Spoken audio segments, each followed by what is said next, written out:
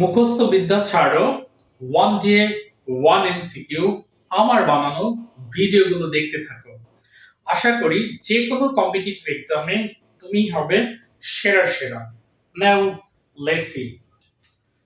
Carry the day means, এখানে লেখা আছে ক্যারি দ্য ডে মিন্স, সঠিক উত্তর কোনটি?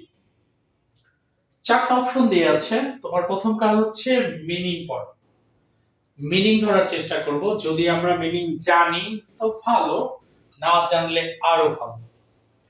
দেখো প্রথম অপশনে দেয়া আছে ডিফিট, আমরা জানি ডিফিট মানে পরাজিত। সেকেন্ড অপশনে দেয়া আছে উইন, উইন মানে জেতা, তার মানে ডিফিট হচ্ছে উইনের বিপরীত।